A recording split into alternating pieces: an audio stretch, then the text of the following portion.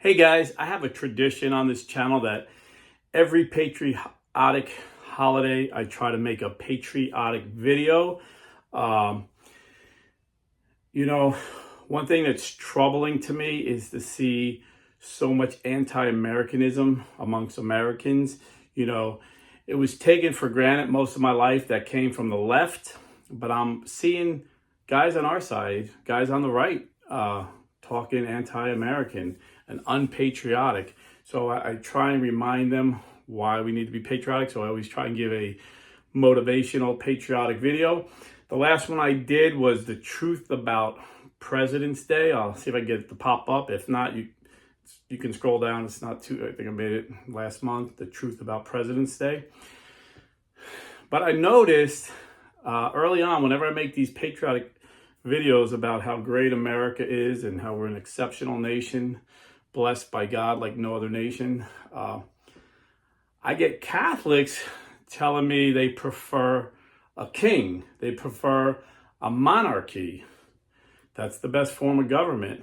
And I was going to say at first, but I still think it's odd for an American to think this way. And there's two reasons why people think this way. It comes from two different trains of thought. And I'm going to address those two reasons at the end of the video. But first, I'm going to tell you why that is a horrible idea. That is the worst idea I ever heard. Number one, because the Bible says it is. Samuel chapter 8. In his old age, Samuel appointed his sons judges over Israel. His firstborn was named Joel. His second son, Abijah, they judged at Beersheba. His sons did not follow his example, but looked to their own gain, accepting bribes and perverting justice. Sounds like the Biden family. Sounds like Joe Biden. Therefore, all the elders of Israel assembled and went to Samuel at Ramah and said to him, "Now that you are old and your sons do not follow your example, appoint a king over us, like all the other nations." We want to be like everybody else. That they all got kings, we want a king. See, up to this point, Israel was a theocracy. God was the only king. And he put judges, like representatives, to represent him and to pass laws based on God's laws. Samuel was displeased. Samuel was a prophet of God, and he was displeased. When they said, "Give us a king to rule us." But he prayed to the Lord, and the Lord said to him, "Listen to whatever the people say. You are not the one they are rejecting. They are rejecting me as their king. They are acting towards you just as they have acted from the day I brought them up from Egypt to this very day, deserting me to serve other gods. Now listen to them, but at the same time give them a solemn warning and inform them of the rights of the king who will rule them." It's like, all right, we'll let you have a king, but you got to know up front, if you're going to have a king, this is how it's going to be. Samuel delivered the message of the Lord in full to those who were asking him for a king. He told them, "The governance of the king who will rule you will be as follows. He will take your sons and assign them to his chariots and horses, and they will run before his chariots. He will appoint from among them his commanders of thousands and of hundreds. He will make them do his plowing and harvesting, and produce his weapons of war and chariotry. He will use your daughters as perfumers, cooks, and bakers. He will take your best fields and vineyards and olive groves and give them to his servants. He will tithe your crops and grape harvest to give to his officials, his servants. He will take your male and female slaves, as well as your best oxen and donkeys, and use them to do his work. He will also tithe your flocks. As for you, you will become his slaves. On that day you will cry out because the king whom you have chosen. On that day you will cry out because of the king you have chosen. But the Lord will not answer you on that day. The people, however, refused to listen to Samuel's warning and said, no, there must be a king over us. We too must be like all the other nations, with a king to rule us, lead us in warfare and fight our battles. Samuel listened to all the concerns of the people and then repeated them to the Lord. The Lord said, listen to them, appoint a king to rule over them. Then Samuel said to the people of Israel, return, each of you to your city. And from that point on, Israel was ruled by kings, monarchs. The first three kings, Saul, David, and Solomon. And then Israel split. And you had Judah and Israel. And between Judah and Israel, there were 39 monarchs, 38 kings, and 1 queen. Israel had not one good king. Not one. Judah only had 8. So the odds were against getting a good king. The warnings were true. And even a good king like King David, who the Bible says was a man after God's own heart, had a man killed because he had committed adultery with his wife. Had a man murdered so he could sleep with his wife. And that was a good king. Because the prophet Jeremiah warns us that man's heart is wicked, and we don't even know our own hearts. Our hearts are so wicked, you might even think you're a good person, but then when tempted, you'll do something bad. This is why there needed to be more than one person ruling. So kind of like a balance of power. And then if you look at the kings, Christian kings, Catholic kings. That's when we said, no, we need a Catholic king. So I'll say, well, look at the monarch of Saudi Arabia. Look at the monarch of South Korea. Like, no, we want a good king, a Catholic king. Well, it's impossible. It's never going to happen. But just for sake of argument, look at the Catholic kings. The Church of England was started by a Catholic king because his heart was wicked and he wanted a divorce, and the Pope wouldn't allow a divorce. So that Catholic king was not a blessing to the Catholics in England. If you did not convert, you were killed. Even his closest friend, St. Thomas More, was beheaded because he was loyal to the Pope and not to the king. And in today's dollars, King Henry VIII stole approximately $500 million from the Catholic Church. So it didn't go too good for the Catholic Church. Oh, well, he was just one bad king. There were so many other good kings. Okay. Well, even under the good kings, the good Catholic kings in medieval times and before, 75% of the population were serfs, basically slaves, not much different than slaves. Just like the warning that God gave the Israelites, a king will make you slave. In fact, most of history shows us under kings and tyrants, most of the world were poor, illiterate, had really bad health, low life expectancy, not until God blessed the world with the United States of America. The United States of America was the first country where it was ruled by the people, for the people, of the people. And we became the richest, most prosperous nation, the most illiterate nation, most powerful nation anywhere.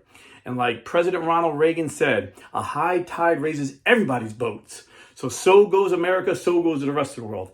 And the rest of the world that traded with us and we protected, they also prospered.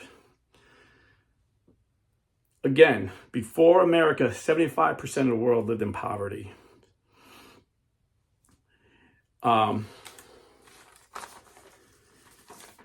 Now, in the 1800s, got ahead of myself. John Adams, and this was their mindset. John Adams, April 18th, 1775, a British soldier ordered him and John Hancock and some others to disperse in the name of George, the sovereign king of England. You know what John Adams said? We recognize no sovereign but God Almighty, no king but Jesus. And that has been the American thought since then. We have no king but Jesus. Now, most of our founding fathers were Protestant Christians, but three prominent founding fathers were Catholic Christians. And that would be Charles Carroll, Daniel Carroll, and Thomas Sizemore. And they had a major impact of the founding of this country.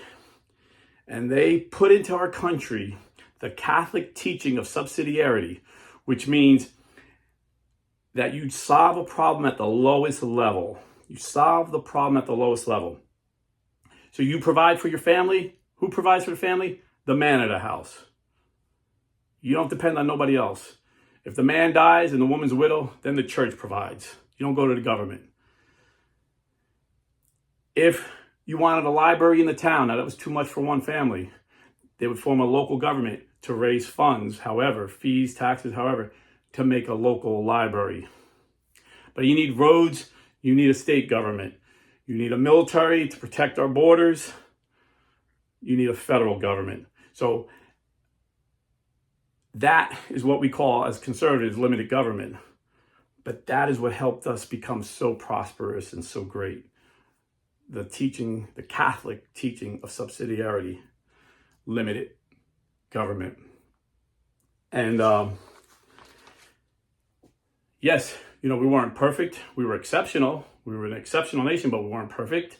I talk about slaves in my last video. If you want to see it about President's Day, I'm not going to get into that. But even Catholics were persecuted.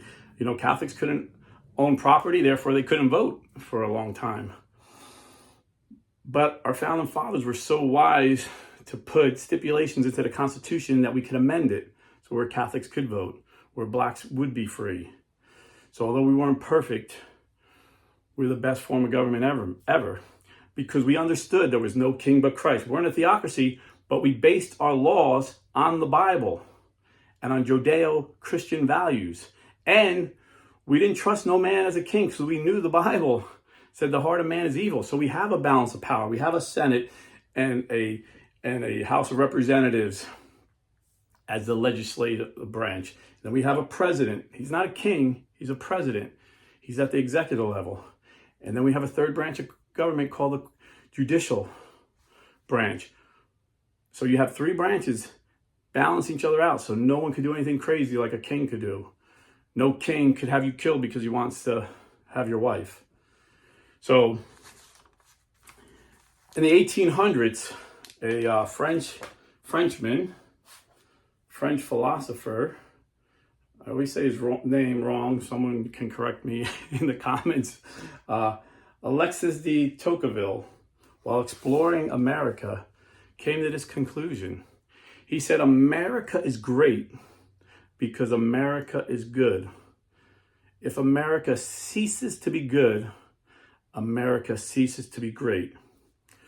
We are at that point right now where we need to make a decision what we want for this country. Abortion is the evil of our day. There's a lot of evil, but there's nothing more evil than killing an innocent baby. There's nothing more evil than that. So please, if you're buying or selling real estate, you got to go to realestateforlife.org. realestateforlife.org. Tell them Blue Collar Catholic sent you, and you'll be doing business with pro-life Christians, professional pro-life Christians. That's realestateforlife.org. And you also got to vote. You got to vote pro-life. You have to. And most important, out of all of this, you got to pray. Don't cease praying for this nation. God blessed America. God has blessed America. And only we can curse it by turning away from God and looking to idols like the Israelites wanted a king as an idol. Now, where does this thinking come from? Well, 90% come from one area. I'll talk about the 10%. I've had some people say, well, based on the last election, this ain't a democracy anyway. I wish we just could get a Catholic king because our votes don't count. Well, I'm going to say this the best I can without getting pulled off the air, because The last election, they demonetized me as a warning for like 6 months. My whole channel was demonetized. That means I didn't get paid for nothing. I don't get paid that much, but still, it helps. You know, every dollar helps in this Biden economy. But I was demonetized. Every single video I made, it wouldn't allow me to make money for 6 months. It was like a warning. Next time they said they were going to take me down.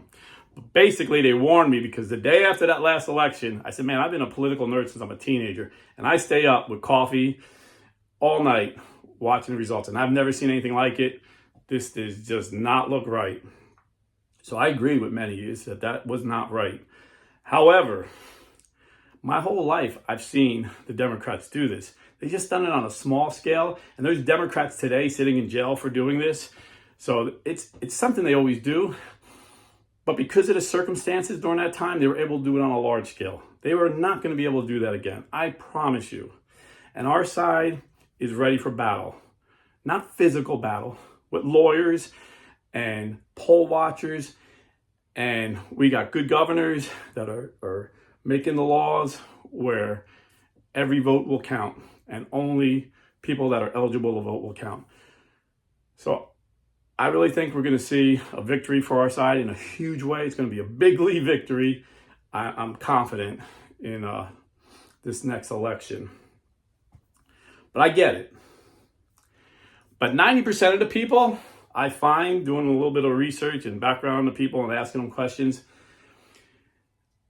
they get it from a man. And this is why I always say, it's not who's right that's important, it's what's right. Because people get in like tribe. Well, you know, you follow someone and you like what he says, then you believe everything he says. And not everybody gets 100% of the things right, you know?